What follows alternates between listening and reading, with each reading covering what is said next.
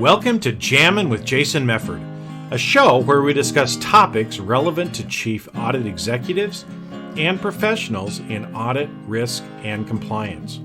We discuss the technical and soft skills needed to navigate the minefields of organizations.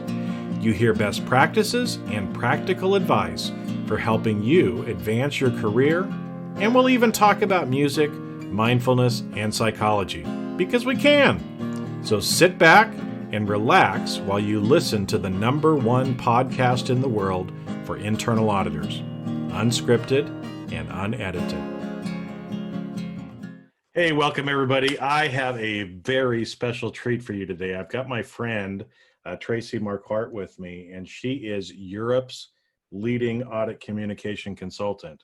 And I think when you hear her talk today, you're going to realize she's not just Europe's leading audit communication consultant, but this lady has something that everybody throughout the whole world needs to listen to. So Tracie, welcome aboard. I'm glad to have you here.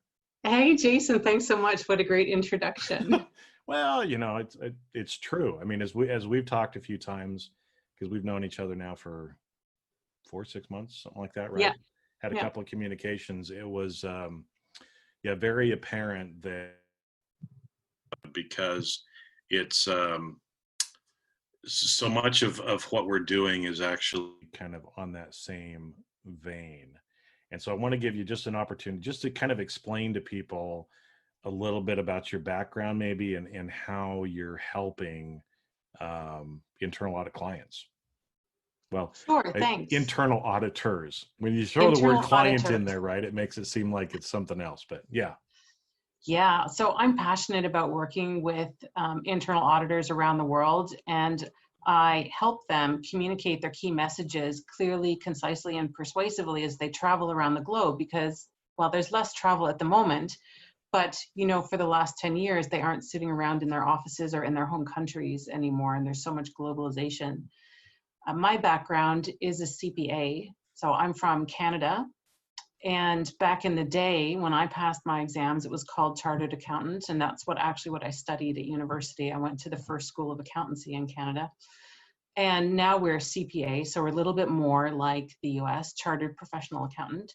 And I worked for one of the big four for several years, and then I went to internal audit at one of the Schedule B banks in Canada. So that's a foreign-owned bank.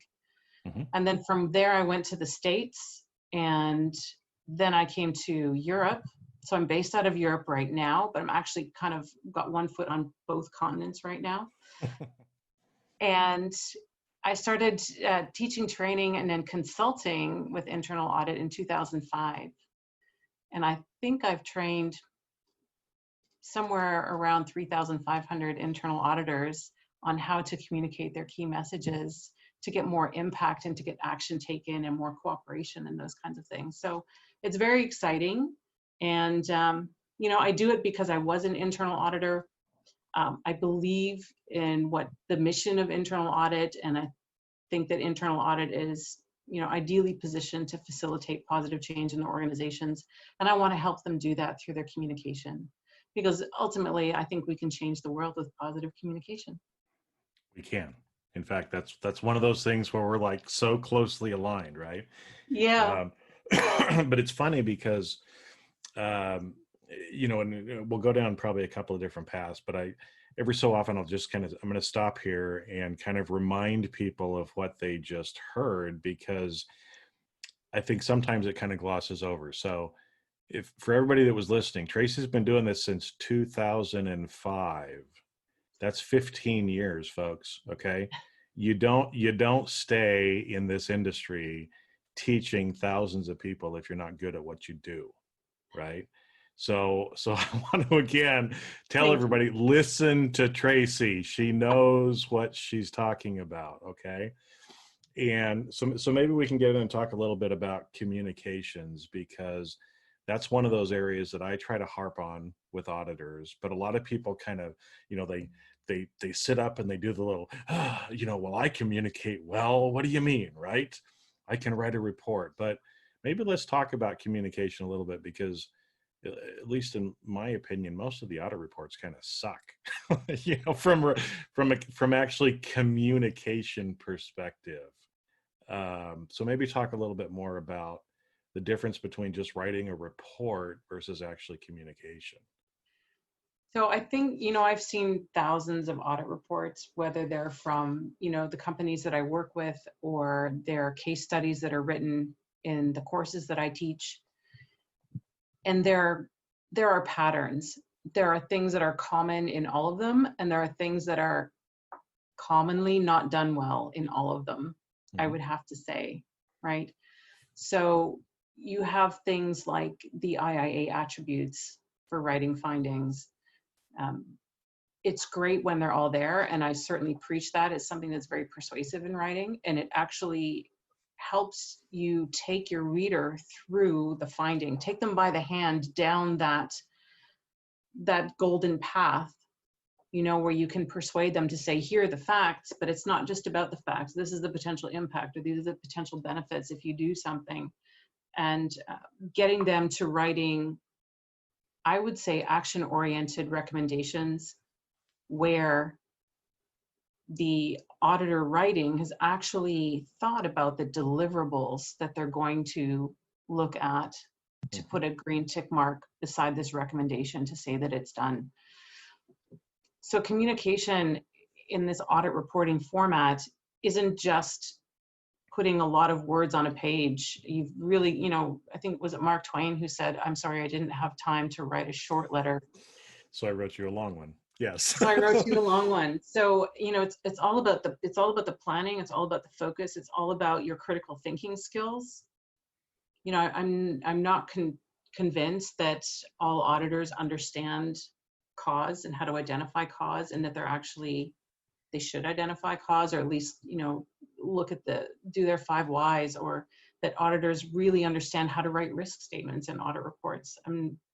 I think we still have a lot of work to do there. So communication isn't just, black and white words on a page. It's thinking about how that message comes over, thinking about the language. One of the things I teach is that every word should add value in your audit report. And if it doesn't, what do? You take it out, right? And that's just the detailed part of the report. So when you get to the, executive summary part of the report, it's also really important to look at, what do your stakeholders really need? Why do your stakeholders even want to read your audit report? What's in it for them? Ooh, and that's an important question, actually, that we need to ask more, because I think most of the time they don't want to read our report, right? I don't think they do either. I don't think they do. And so I know when we were talking before, you brought up kind of the comment, or the term of collaborative audit report writing, which I like that concept. Now, I know, there may be some people that push back and go, oh, but if I'm independent, then the report has to be exactly the way I think it needs to be. I can't get too much, input from the audit client, or I lose my independence, right? Which I usually say hogwash to that anyway. But maybe kind of talk through, what do you mean by collaborative audit report writing, and how would that kind of look in an organization? So I think you can do it 2 ways. One of it is collaborative within the audit team, and then the other is collaborative with the audit client, right? So for folks who shy away from even the idea of sitting down with audit clients and putting this together, you can still stick with we write the report in the audit team, and then we present it to the audit client. It can often be a very long and painful process. And, time to issuance is very important, because you want to make sure those risks get covered. And the longer you spend in this tedious back and forth review process within the internal audit team, and then, the final report doesn't look anything like the original draft, and you get frustration and all these kinds of emotions from the part of the authors. I like the idea of putting the audit team into a room together, and maybe they bring their own drafts for their findings, maybe not, but typically they're these silos, writing silos. I write my findings, Bob writes his findings, Mary writes her findings, they go to the audit lead, and then the audit lead has to put all these together, take the time to review, make it cohesive, and that's a missing step quite often, to be honest, because they're under so much time pressure. They don't actually have time to go into everything in detail. And then that goes up for review, comes back, goes up for next review and comes back. And it's just a vicious cycle, downward spiral. So I like the idea of putting all of the auditors in a room and using some of the concepts from, dare I say, Agile, where you have one person in the room who's leading. It doesn't have to be the team lead. It can be one of the auditors on the team, and you go through finding by finding, because 4 eyes or 6 eyes or 8 eyes are better than 2. Right? And you start to say, wait, we didn't really get cause there, or that's not really a risk, or that's a realized risk. So what is actually the risk if we don't fill the gap, that kind of thing? Or is that recommendation really measurable? Or your sentences are all, 57 words long. You start to see these things as a group, which you can't see on your own when you're writing. And this creates a more cohesive report. And to be honest, you can lock the door and say, okay, everybody, come out when it's done. Or in this virtual world that we have, you can set aside, 2-hour blocks and have everyone focus on these findings until they're done. And then of course have a separate session maybe for the executive summary. So there's that kind of collaborative, which gets it done and written quickly at a higher quality, consistency across all the findings. Or you can then take it the next step, which I think we're not quite there yet as an industry, is to collaborate with the audit clients in terms of writing the findings. So that's a new concept that we're talking about, and sitting down and saying, okay, these are the facts, and agreeing the risks together, and agreeing the recommendations or the actions based on your recommendations together, and then having a report. Well, and I personally think that is the way that we need to go. Yeah. in not just the long-term future, but pretty short-term, midterm, we need to start getting to that point.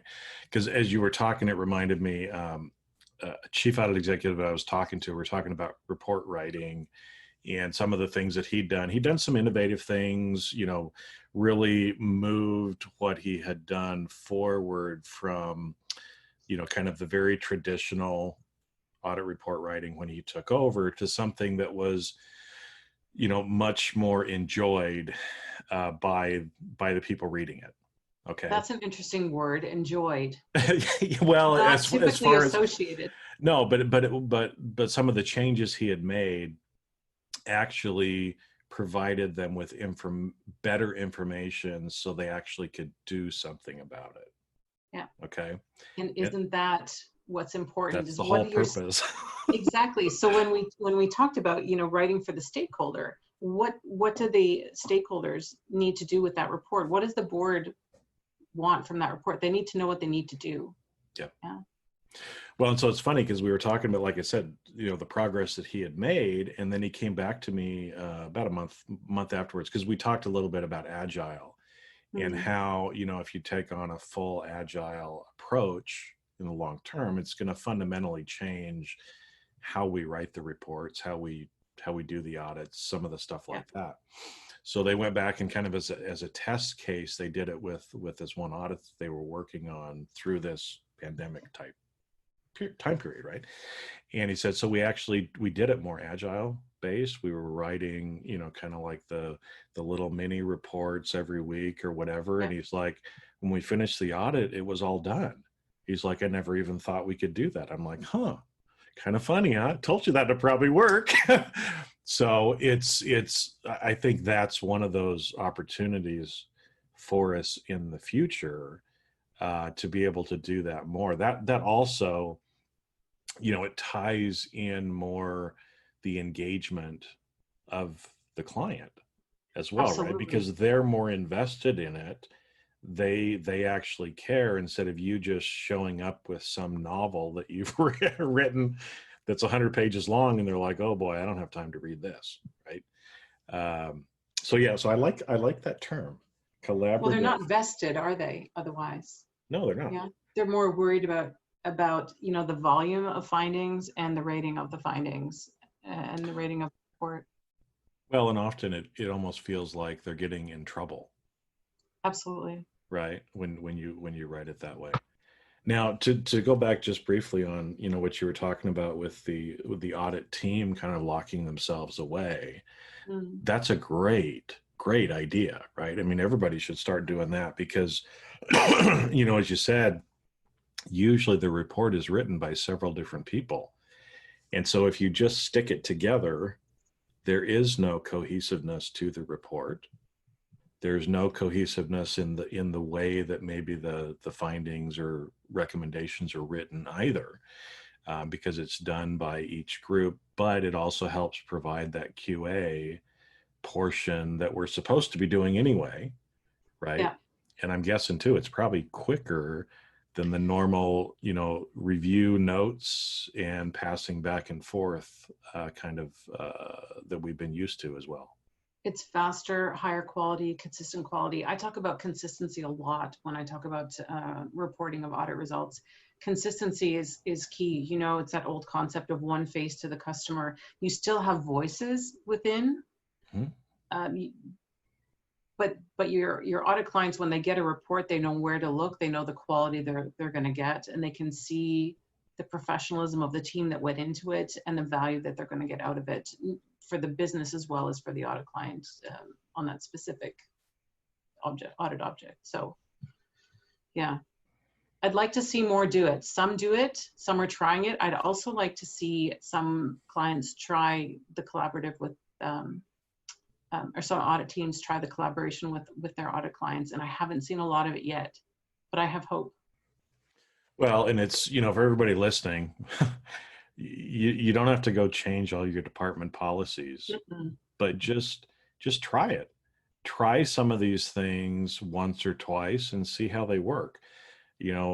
Chances are you're going to be surprised. Like that chief audit executive I was talking to, he's kind of like, huh, maybe we'll just have to go this way going forward. I'm like, yeah, right. There is no growth without change. Yep. So let's keep growing and creating. Very, very true. Well, I know, you've got some other stuff coming up too that I wanted to make sure that before we run out of time, we still got time, but I wanted to make sure because I know you've been involved in kind of this women in audit leadership, so maybe talk about that a little bit because again, I'm not a woman, but I I don't know if that's a shock for Good to know. everybody, I'm right? glad you're clear on Good to that. know. But I think that, again, there are some really kick-ass women leaders in audit that are out there. And I think, that more opportunities need to be. Our profession has been driven too long by old men, and having more women in active leadership roles is what our profession needs, right? So maybe talk a little bit about that because I wanted to be able to give that little plug out there too for everybody who's listening. Sure, thank you. Well, I'd like to actually tell you where my interest started or deepened Mm-hmm. maybe. And last year in 2019, I spoke at the GRC conference in Florida. Mm-hmm. And my topic was strategies and insights for communicating with the board. And at the end of my presentation, I asked if anyone would like to come and have some hot seat feedback. They could come in after the talk and tell me what their issue is with the board, and I would give them one thing in like 2 minutes that they could Mm-hmm. do differently to help them communicate more effectively with the board. And in fact, 85% of the people that came to see me were women. Mm-hmm. So obviously after the fact, I started to reflect because, I work with audit communication all the time, strategies and techniques and insights and, tips and do's and don'ts, the whole gamut. But I think that perhaps women are underserved in audit leadership, and I would like to be more of service. So I started talking to Sheena Majetti, who recently left the Institute, and I'm going to be speaking at the Women in Audit Leadership Conference on September 16th. And my topic for that one is going to be influential communication strategies. And it's actually a breakout session. So it's running twice, but it's a 2-hour breakout session where we're going to talk about some of the strategies, and then we're going to actually break out and work with some of those strategies and come back together and then see where we go in the future. So for me, it's very, very exciting to actually be able to support women in audit leadership in this way. So we're really looking forward to that session. Well, I'm glad that you're doing it, because, like I said, I think it is an underserved market. I've had similar things. You said about probably 85% of the people that came up and asked were actually women. Yeah. So I see it kind of in two ways, right? Underserved market, yes, but also women are much better than men at sometimes men. So I'll bag on the men because I'm a man and I can do that, right? You can. Thank you for giving me permission. They didn't see me almost spit out my water when you said that. But too much of the time men think that they already know it, or they don't want anybody to know that they don't know. And it's a travesty for men, but I think women, they want to improve. They want to do things different. They want all of these things that we're talking about, like more collaboration, more all this stuff that. Yeah. And there's been lots of research done. Companies with a higher proportion of women in board seats and in executive C-level positions perform better over the long term. Hey, I mean, it's pretty clear, and there's a lot of reasons for it. So yeah, I'm glad that you're helping. I've seen more women from my standpoint too, actually reaching out. And it's an area where, so if you can be on, you said it's the September 16th and 17th, and we'll try to include a link down below too, so that if you want to participate in that. The conference has gone virtual. So. Okay. Like pretty much everything has this year. Pretty much everything has this year, but I'm really pleased that so far it's still running, because I think it's such an important topic. And this is the 3rd year, I believe, they've run it. So they've expanded it, or at least when it was face-to-face, they expanded it to a day and a half. I haven't heard that that's changing or anything right now. So. Okay, great. All right. Well, so Tracie, what else should we talk about?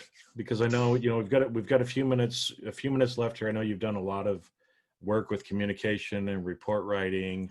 What's maybe something else that, in our last little bit of time together to impart some wisdom out to people? You've given them some great ideas for going back, rethinking a little bit about their report writing. And just try a couple of things. I know you've got some new stuff that's going to be coming out shortly too, to help people more. They can stay tuned for that on audit report writing. There'll definitely be some, a webinar made available to everyone, and then a course coming out in the future. But the hot topic right now, I think, is persuading. And I don't know if you saw the video that Richard Chambers did last week or so. So by the time this airs, I did not catch his video last week. And he talked about the importance of persuading for internal auditors. And that's something that I've been, preaching, I guess you could say, for some time now. And I'm running my webinar. By the time this airs, the webinar will have run for the 3rd time already. And it's really about influencing without authority. Mm-hmm. And it's, from my perspective, there's so much that we can do with our communication to help others. I like the term ethical influencing, because never do you want to manipulate or have someone end up with a negative outcome as a result of them being influenced by what you're doing. So you want to show why something is a great idea in terms of your recommendation, or in terms of getting documents, whatever it is. And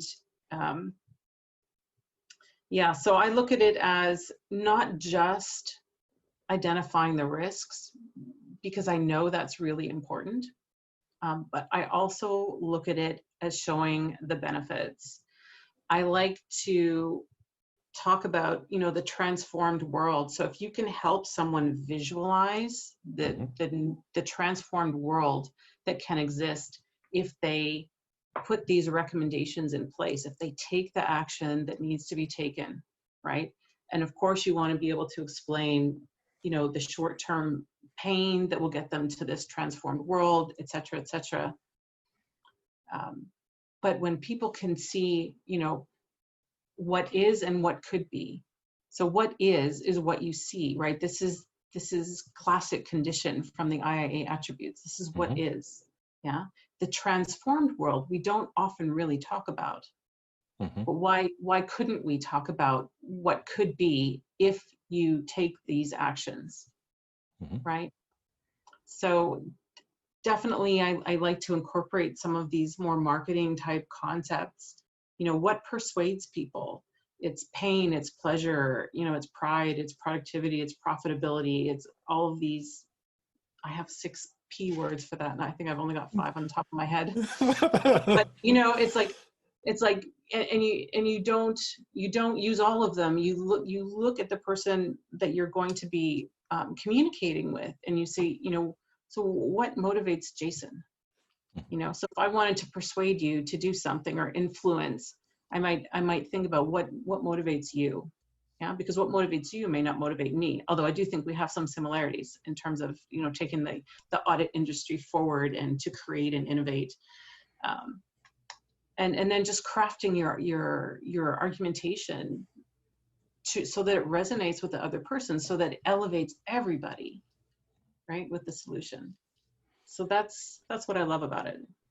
Well, and I usually use the word influence because I like, Bob Cialdini's work that he's kind of done around that. But, right. Whether you use the word persuasion, whether you, call it influence, ethical influencing, yeah. I'm glad that somebody else is talking about this now too, because I know you and I have been talking about this for years, right? Yeah. And maybe some people are finally listening, because it's always, surprised me. And, from one of the business coaches that I've worked with, he says, if, and this is just talking in general, but apply it back to internal audit. He says, if you don't know how to sell and market what it is that you do, you will not be in business for very long. Right. And it's the same thing for our profession. I think for so long we've kind of thought that, well, everybody needs us. No, everybody doesn't need you.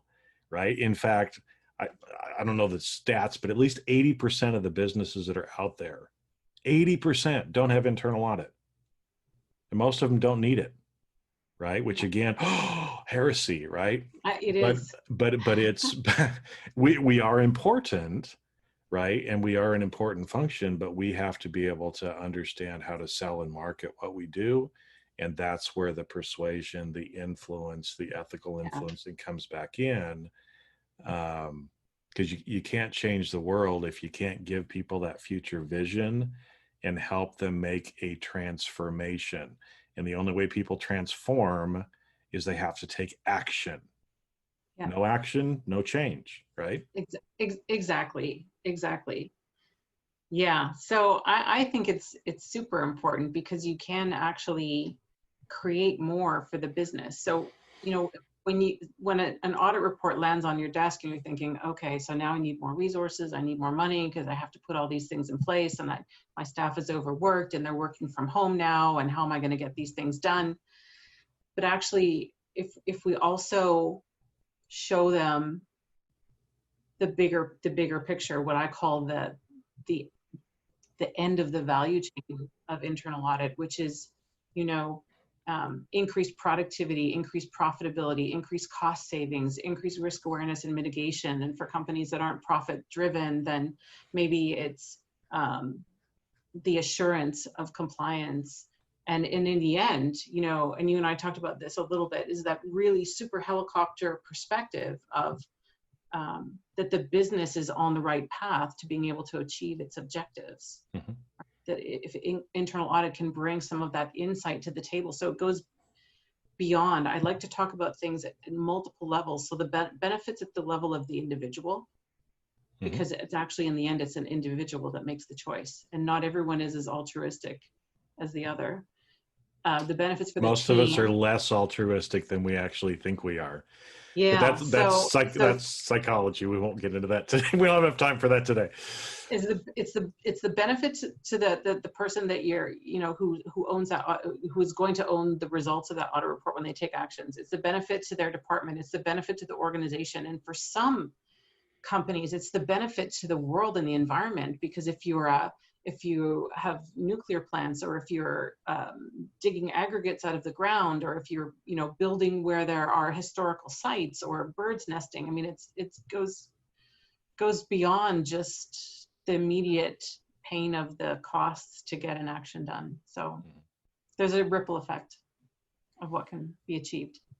Well, and I like that ripple effect, because I think that's, again, why you and I kind of get along so well, because we see the ripple effect in what we're trying to do for the individual, for the department, for the function, for the company, for the world, right? Because, I know in my own little weird way, I think every individual that we help to be better, to be happier, to not live in so much fear and anxiety and frustration, that ripples out to everybody else in their world as well, right? And so even still, as an internal auditor in an organization, we can have a positive impact, on ourselves, on other individuals that we interact with, in other departments, in the organization, in a whole, right? As you said, as we helicopter up and we start focusing on the areas that really are important for meeting the objectives of the organization, it's much more satisfying and fulfilling for us to do our job as well, because we see that connection. We see how what we're doing is actually helping to literally change the world. Man, that's exciting. It's really exciting. I'm like, think positive, add value, stay positive, manage your state, get in there and create, innovate, and for the business, but also for your team, for your department. So what can you do differently?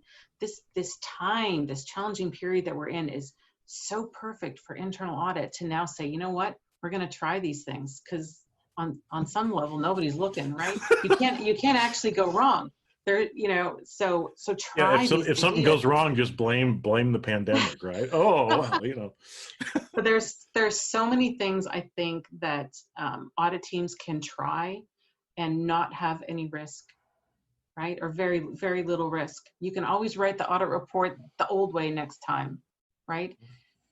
Trying this whole, agile concepts of daily stand-ups or Kanban boards. I mean, there's no risk. You don't have to go and change everything on the back end. Just try it for this audit. Yeah. So. Well, and I think that's probably a good way for us to end is, like you said, and if you go back and listen to this again, you're going to come out with, was trying to keep track in my head, but at least 4 or 5 probably different things that you could try differently this next month or this next, quarter, right? Absolutely. Just pick 1 or 2 of them and try it. If it works for you, great. If it doesn't, then again, you can always go back to the other. But it's always been kind of an oxymoron that especially now auditors are wanting to talk about innovation. And as auditors, we're not really very innovative. So if you want some innovative things, you heard some today, but if you actually want to be innovative, you've actually got to try some of them. You do. And they might not work out, but I'll bet you if you try 2 or 3 of them, one of them is going to work out, and it's going to make your job a lot easier. It's going to make you a lot happier. It's going to provide more value to your organization as well. And there will be learning in everything you try. Yeah, there is no failure. There's only feedback is one of my favorite quotes that, you don't have to be worried about it. If it doesn't work, then at least you learned. And next time you do something different. Yeah, to do that 2 millimeter shift and try something slightly different next time or whatever it is. So. Yeah, and sometimes that's all it takes, right? Exactly. So Tracie, thank you. Now, where's the best place for people to be able to reach out to you? Because I know there's lots of people out there that are thinking, how can I improve my reporting? Well, contact Tracie. Contact Tracie. Definitely they can reach out on LinkedIn, connect with me on LinkedIn, or my email. Can I just say my email? Yeah, if you want to, go ahead. It's Tracie@qacommunication.com. It's Tracie with an IE. Okay. And I have a couple of websites. TracieMarquardt.com was launched this year, and qacommunication.com is my normal training website, and where all my blog articles and things are. So, well, I know lots of good information. Yeah, I know you've got a lot of blogs out there too. So are the blogs on your Tracie Marquart or on the QA? They're on qacommunication.com. There's a lot of them on LinkedIn, but everything's on qacommunication.com. Okay, great. So we'll link all that up in the show notes too, so you can just click on the link and be able to go. But yeah, go check out her stuff. She's been around for a long time. She knows what she's talking about. I don't know how she's been doing this long, because she's only 29 anyway, right? Exactly. Well done. Well chosen number. Yeah. Well, Joe, that's what I heard. Women are always 29 and something, and men are what, 39 and something? I don't know, something like that. Anyway. I don't know. Anyway. So, well, listen, thank you very much for the opportunity. It's been a real pleasure, as always, in getting together and chatting with you about the things we love about internal audit. About internal audit, and yeah, I mean, because I think both of our hopes is, again, we just love these people, we love this profession, and we're just trying to help and make the world a better place, one person at a time. So yeah, that's it exactly. Thanks so much, Jason. Thank you, Tracie. And that's a wrap. Thanks for listening to today's episode of Jamming with Jason. Keep on rocking in the audit world. Have a great rest of your day, and I'll catch you later on the next show. If you'd like to earn continuing professional education for listening to today's episode, head on over to C-Risk Academy at ondemand.criskacademy.com. And that's C as in the letter C, riskacademy.com. Not only do you get a CPE certificate, but you also will have access to the video version of today's show. The views and opinions expressed on this show are that of the individuals and not of their respective organizations.